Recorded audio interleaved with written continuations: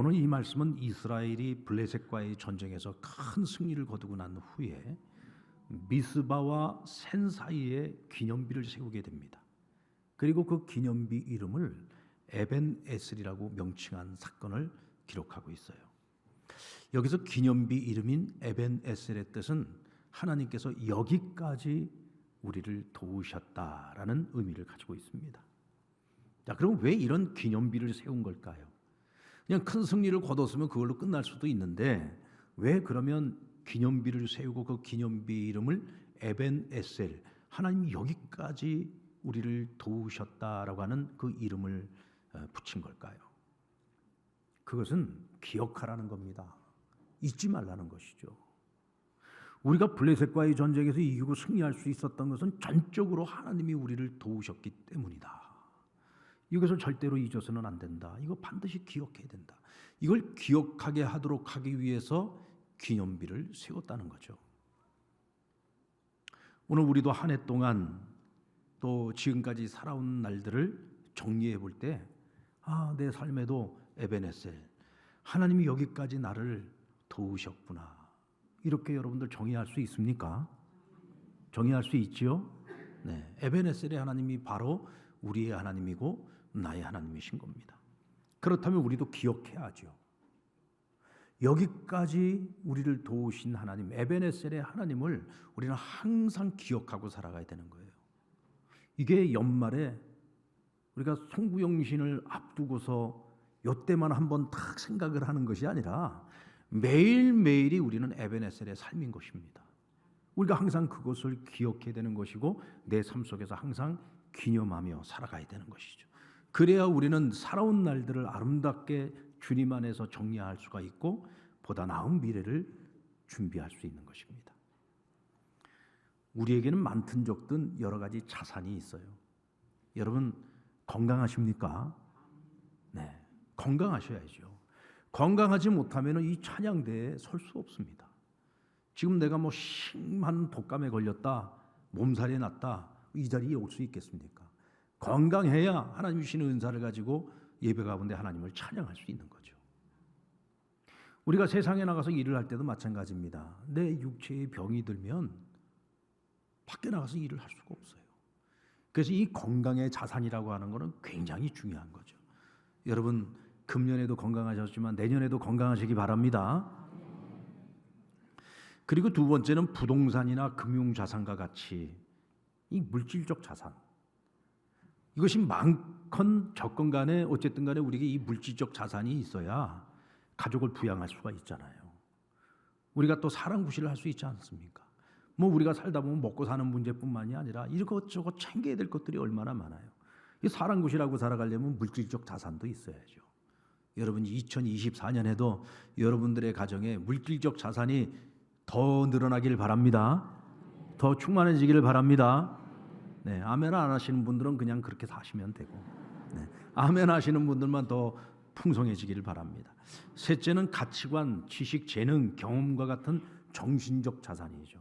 그래서 우리가 더 열심히 공부하는 거 아니에요. 하나라도 더 배우고 하나라도 더 알려고 힘쓰는 것은 이 정신적 자산을 갖기 위한 것입니다. 그리고 네 번째, 마지막으로 영적 자산이 있어요.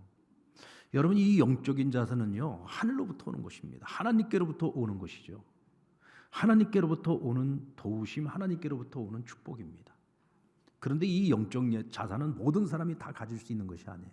하나님께로부터 택함을 받고 하나님의 은혜를 잊고 살아가는 사람들만이 이 하나님이 주시는 이 영적 자산을 소유할 수 있는 겁니다. 오늘 본문에서 사무엘은 블레셋과의 전쟁에서 우리가 승리할 수 있었던 이유, 그것은 오직 하나님의 도우심이 있었기 때문이다. 이 말은 다른 말로 바꿔서 말하면 우리가 가지고 있는 자산 중에 가장 큰 자산이 뭐냐? 에베네셀.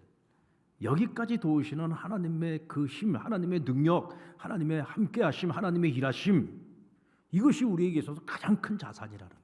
우리는 항상 그것을 기억해야 되고 이 영적 자산을 잃지 않기 위해서 힘써야 된다는 거죠.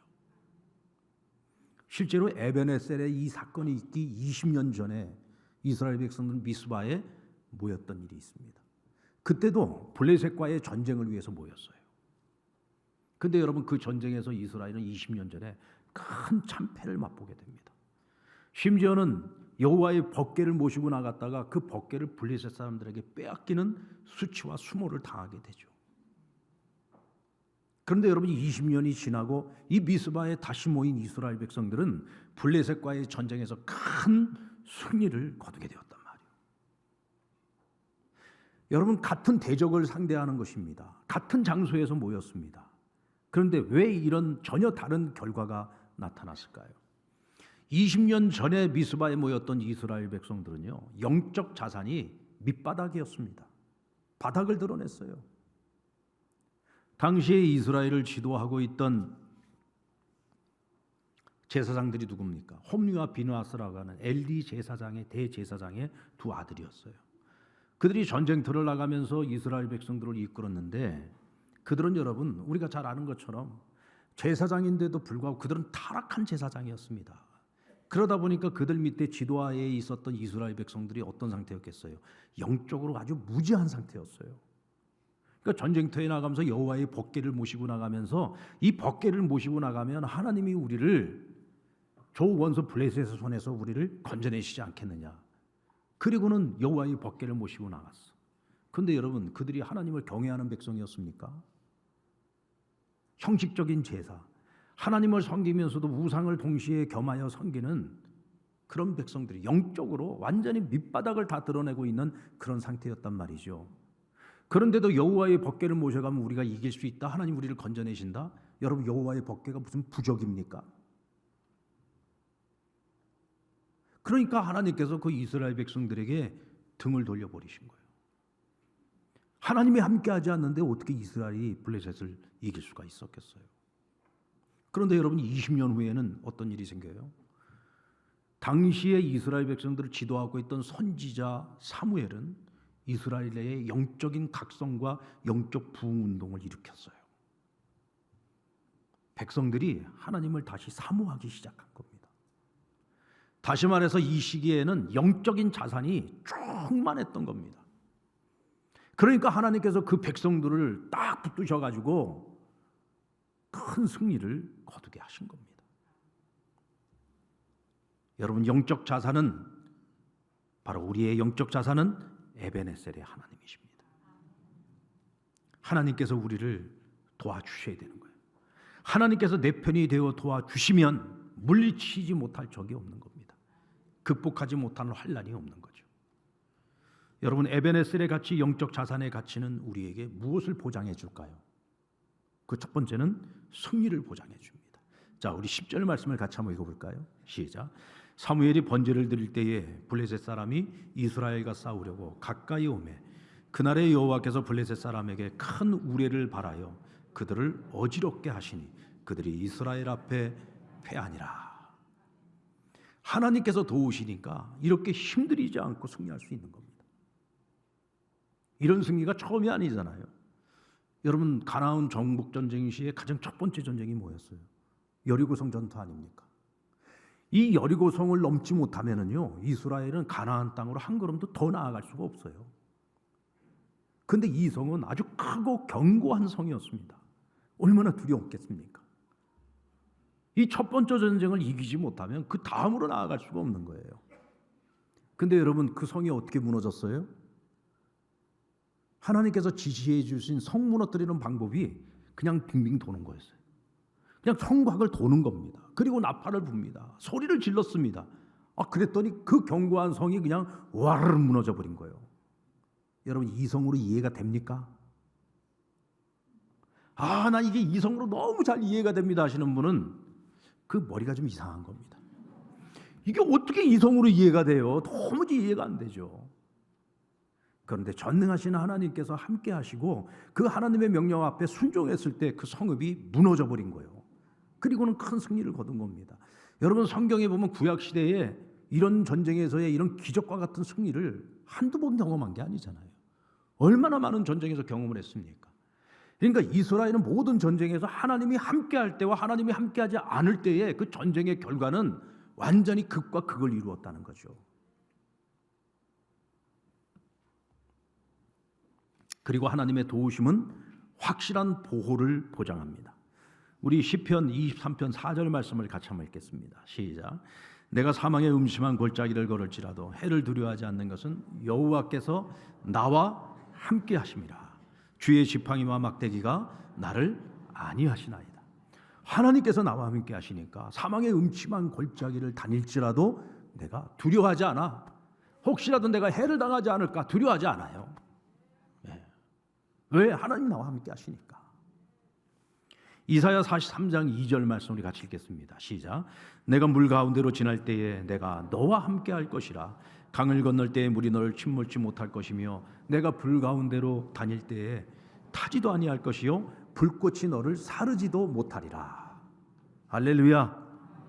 하나님께서 함께 하시니까 사망의 음침한 골짜기도 두렵지 않아요. 물과 불의 요동을 쳐도 하나도 두려울 것이 없어요. 왜? 하나님이 지금 나와 함께 하시고 우리와 함께 하시기 때문입니다. 자, 그럼 하나님께서 우리를 어떻게 지키시는가? 하나님이 우리를 어떻게 보호해 주시는가? 우리 시편 121편 4절로 7절 말씀 같이 한번 읽어볼까요? 우리 한번 또박또박 같이 하나님이 어떻게 자기 백성을 지키시고 보호하시는지를 같이 한번 읽어보겠습니다. 시작. 이스라엘을 지키시는 이는 졸지도 아니하시고 주무시지도 아니하시리로다. 여호와는 너를 지키시는 이시라. 내 오른쪽에 내 그늘이 되시나니 낮의 해가 너를 상하게 하지 아니하며 밤의 달도 너를 해치지 아니하리로다. 여호와께서 너를 지켜 모든 환난을 면하게 하시며 또 내 영혼을 지키시리로다. 할렐루야. 하나님께서 당신의 자녀, 당신의 백성들을 지키신다. 어떻게 지키신다고요? 자지도 졸지도 아니하신다. 여러분, 하나님이 뭐 잘 주무시고 뭐 졸고 그러시는 분이에요? 이것은 하나님 우리를 얼마나 사랑하시는지, 사랑하는 그 자녀, 그 백성을 지키시기 위해서 하나님이 어떻게 하시는지를 의인화해서 지금 표현을 한 거잖아요. 사랑하는 자를 지키시기 위해서 자지도 졸지도 아니하신다는 거예요. 여러분, 내 사랑하는 가족이 병들고 아프고 몸져 누워 있을 때, 여러분, 우리가 아무리 그 가족을 사랑을 해도 정말 잠도 안 자고 졸지도 않으면서 그렇게 돌볼 수 있어요? 우리 사람이 할 수 있는 건 한계가 있잖아요. 근데 우리 하나님께는 한계가 없어요. 당신의 자녀들을 지키시고 보호하시는데 한계가 없다는 얘기입니다. 그렇게 우리를 지키시고 보호하신다는 얘기예요. 늘 우리의 우편에서 우리를 지켜주시고 그늘이 되어주시고 낮에 해도 밤에 달도 우리를 상치 못하고 해하지 못하도록 하나님이 지켜주신다는 거예요. 모든 환난으로부터 우리가 그 환난을 당하지 아니하도록 하나님께서 우리를 지켜주시고 영원토록 우리의 영혼을 책임져 주신다는 것입니다. 그럼 여러분, 하나님께서 우리가 하나님 앞에 어떤 모습으로 살아갈 때 하나님이 우리를 이렇게 도우실 수 있을까요? 그것은 우리가 도움을 다른 데서 찾지 않고 하나님에게서 도움을 찾을 때입니다. 하나님에게서 도움을 찾을 때. 하나님에게서 도움을 찾으면요, 하나님께서 책임져 주십니다. 그런데 우리가 하나님께 도움을 구하는 것이 아니라 자꾸 다른 자산에서 뭔가 도움을 얻으려고 해요. 14절 말씀을 같이 한번 읽어볼까요? 시작. 블레셋 사람들이 이스라엘에게서 빼앗았던 성읍인 에그론부터 가드까지 이스라엘에게 회복되니 이스라엘이 그 사방 지역을 블레셋 사람들의 손에서 도로 찾았고 또 이스라엘과 아모리 사람 사이에 평화가 있었더라. 하나님께서 이스라엘 백성들과 함께 하시고 하나님이 일을 하시니까 어떤 일이 생겨요? 블레셋에게 과거에 빼앗겼던 모든 땅을 다시 회복하게 된 거예요.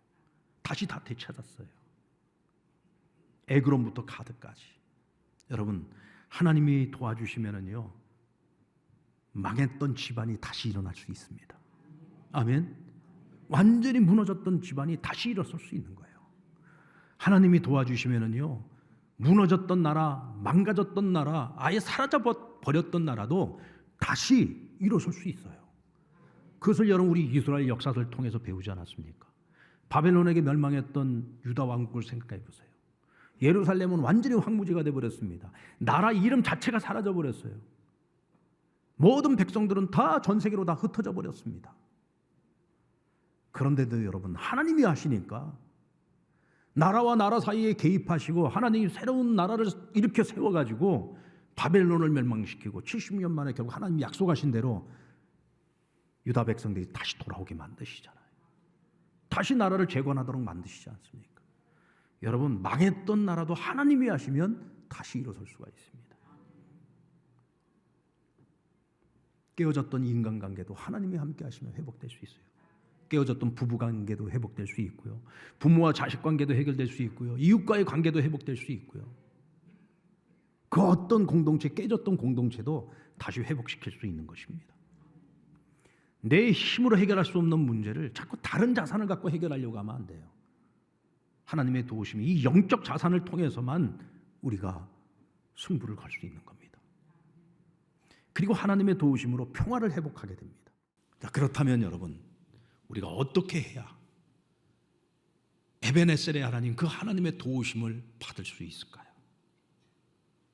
자, 우리 2절 말씀을 같이 한번 읽어볼까요? 2절 시작. 괴가 기럇 여아람에 들어간 날부터 20년 동안 오래 있은지라 이스라엘 온 족속이 여호와를 사모하니라. 하나님의 임재를 상징하는 여호와의 법궤를 이스라엘 백성들이 모시고 있을 때는 이 여호와의 법궤를 소중히 여기지 않았어. 하나님이 우리 가운데 함께 하시는 것에 대해서 별로 그다지 소중히 여기질 않았어요. 여러분, 이것이 인간의 죄성입니다. 우리가 정말 하나님의 은혜로 너무나 많은 것들을, 좋은 것들을 다 누리고 있는 동안에는요, 그걸 당연하게 생각해요. 그래서 그 소중함을 모릅니다. 그래서 자꾸 다른 자산에 기웃거리는 거예요. 하나님이 소중한 걸 모르니까 자꾸 다른 것을 기웃거리는 겁니다. 그런데 여러분, 정작 가장 중요한 이 자산을 잃어버리고 나면, 하나님이 우리 곁을 떠나버리고 나면요, 그때서야 비로소 그동안 우리에게 가장 소중했던 자산이 영적 자산이요, 하나님의 도우심이었다는 사실을 뒤늦게 깨달아요. 그러니까 여러분, 이스라엘이 20년 동안을 하나님을 사모했다고 말씀하고 있습니다. 비록 뒤늦은 사모함이었지만 그래도 여러분, 하나님께서는 그 사모하는 사람, 사모하는 민족, 사모하는 영혼을 도와주십니다. 아멘입니까? 도와주십니다. 근데 우리는 하나님을 사모한다라고 할 때, 여러분, 사모한다는 게 뭐예요? 사모한다는 것은 열심이거든요. 우리가 하나님을 사모한다 그러면 하나님에 대한 열심을 말하는 겁니다. 그런데 하나님께서 이스라엘 백성들을 바라보시는데 그들이 20년 동안 사모하는 모습을 보면서 이건 아니라는 거예요. 그러니까 오늘 사무엘이 미스바에 모인 이 백성들에게 뭐라고 얘기를 합니까? 너희가 정말로 하나님께로 돌아가기를 원한다면, 다시 말하면 너희가 진짜로 하나님을 사모한다면 너희가 지금 아직도 섬기고 있는 우상과 아스타롯을 반드시 너희 삶 속에 제거해야 된다는 거예요. 그리고 오직 하나님만 섬기라고 얘기합니다. 그 말은 그들이 하나님을 섬기면서 동시에 누구를 섬겨요? 우상도 같이 섬겼다는 얘기예요. 자기 욕망을 같이 겸하여 섬겼다는 겁니다. 세상의 즐거움, 세상의 가치를 함께 섬겼다는 거예요. 그리고서 너희가 어떻게 하나님을 사모하느냐? 너희가 지금 사모한다는 건 가짜라는 거죠. 그건 진정한 사모함이 아니라는 거예요. 아니, 하나님과 우상을 겸하여 섬기면서 하나님을 사모한다는 말이 이게 맞는 말입니까? 그러면서 그들에게 촉구하고 있는 것이 무엇입니까? 너희가 입술로만 회개하지 말아라. 입술로만 회개하지 말고 너희의 삶 속에서 마땅히 끊어내야 될 것을 끊어내라는 거예요. 너희가 마땅히 떠나야 할 것이 있다면 그것으로부터 떠나야 된다는 겁니다. 그래야만 너희가 오직 하나님만을 섬기고 하나님을 진정으로 사모할 수 있다는 거예요. 여러분, 혹시 우리도 하나님을 사모한다고 하지만, 하나님을 향한 열심이 있다고 하지만 우리 안에 우리도 모르는 사이에 섬기고 있는 어떤 우상들이 있지는 않습니까? 하나님보다 더 사랑하는 것들이 있지 않습니까? 하나님보다 우리가 더 의지하는 것들이 있지 않습니까? 그렇다면 그것이 우리가 하나님을 사모함을 가로막고 있는 거예요. 그것으로부터 떠나는 결단이 있고서야 진정으로 하나님의 사모할 수 있고, 그 하나님을 사모하는 그 마음이 하나님을 움직이게 만들 수 있는 겁니다. 그리고 하나님의 도우심을 받기 위해서 우리는 모이기를 힘써야 됩니다. 오늘 여러분, 이 백성들을 어디로 모이게 했어요? 미스바로 모이게 했습니다. 함께 모이게 했어요. 그리고는 사무엘이 뭐라고 얘기합니까? 내가 너희를 위하여 기도하기를 쉬지 않을 것이다. 또 백성들은 사무엘에게 무엇을 요청했습니까? 우리를 위해서 기도해달라. 그래서 우리를 위하여 기도하셔서 하나님께서 우리를 블레셋의 손에서 건져내게 하라. 이 얘기를 가만히 읽고 묵상을 해보면은 어째 기도를 사무엘만 혼자서 하고 있는 것처럼 보여요. 모이기는 모였는데 사무엘도 내가 너희를 위해서 기도하겠다고 말하고 백성들도 당신이 우리를 위해서 기도해달라고 얘기하고, 그럼 백성들은 전혀 기도하지 않는 걸까요? 여러분, 제가 지난 시간에도 말씀드렸습니다마는 기도는요, 기도의 능력을 아는 사람이 기도를 합니다. 그리고 기도의 능력을 아는 사람이 다른 이들에게 나를 위해서 기도해달라고 중보기도 부탁을 할 수 있는 거예요. 생전가야 기도 한 번 안 하는 사람들은 누구에게 기도 부탁도 하지 않아요. 오늘 백성들이 지금 사무엘에게 우리를 위해서 기도해달라고 요청을 한다는 얘기는 그들이 다시 기도하기 시작했다는 거예요. 그래서 여러분, 이들이 함께 모여서 한 일이 뭐예요? 같이 회개하고 함께 금식하면서 하나님께 같이 부르짖은 겁니다. 단지 사무엘은 이스라엘을 대표해서 하나님 앞에 기도를 드린 것뿐이죠. 만약에 사무엘은 열심히 기도하고 있는데 이 백성들은 전혀 하나님께로 돌아올 마음도 없고 여전히 우상을 숭배하고 있고 여전히 하나님께 기도도 하지 않고 있는데 하나님께서 그 기도를 듣고 응답을 하시겠습니까? 함께 모이기를 힘쓰고 함께 모여 기도할 때 에베네셀의 하나님이 이스라엘에게 승리를 가져다 주신 겁니다. 여러분, 신앙인이 놓치지 말아야 될 가장 큰 자산은 뭘까요? 건강입니까? 아니면 여러분 통장에 들어있는 자산입니까? 재정적 자산? 우리에게 가장 중요한 자산, 그것은 바로 영적 자산입니다. 하나님의 도우심입니다. 에베네셀의 하나님이십니다. 여러분, 믿으십니까? 이 하나님께서 우리의 인생에서, 우리 교회를 향해서, 이 나라를 위해서 이 에벤에셀의 이 역사를 일으키시려면 우리가 가장 먼저 해야 될 일이 뭐냐? 함께 모여 기도하는 일을 시작해야 됩니다. 기도하는 일을 시작해야 됩니다. 그래서 여러분, 2024년 우리가 첫 번째 주 화요일부터 토요일까지 결단 새벽 기도회로 시작을 할 겁니다. 누군가는 나가서 하겠지. 아니요. 교회를 위해서뿐만 아니라 이 나라를 위해서, 세계를 위해서, 또 여러분 자신을 위해서, 적어도 우리가 한 달에 한 주는 정말 하나님 앞에 깨어 새벽을 깨우면서 힘들어도 어려워도 우리가 함께 새벽을 깨우며 하나님께 부르짖어 보자고요. 그래서 일부러 여러분 새벽 기도 시간도 5시에서 5시 반으로 바꿨습니다. 새벽 30분이 여러분 얼마나 여러분 이 소중한 시간인 줄 아십니까? 30분을 뒤로 늦췄습니다. 그러니 우리 첫 번째 결단 새벽 기도부터 함께 모여서 여러분 기도로 시작합시다. 우리가 회개를 할 때 입으로만 회개하지 말자고요. 마음으로만 회개하지 말고 우리 안에 모든 우상을 버리는 것으로부터 시작하십시다. 우상을 버리고 새로운 출발을 하십시다. 이때 우리는 진정으로 하나님을 사모함이 될 것이고 사모하는 자들과 우리 하나님의 오른손은 함께 하실 것입니다. 지금껏 의지했던 다른 모든 자산들이 있다면 이제는 내려놓으십시오. 그리고 우리의 영적 자산에 승부를 걸 수 있는 우리 상랑교회, 우리 사랑하는 모든 성도들 되시기를 우리 주님의 이름으로 축원합니다.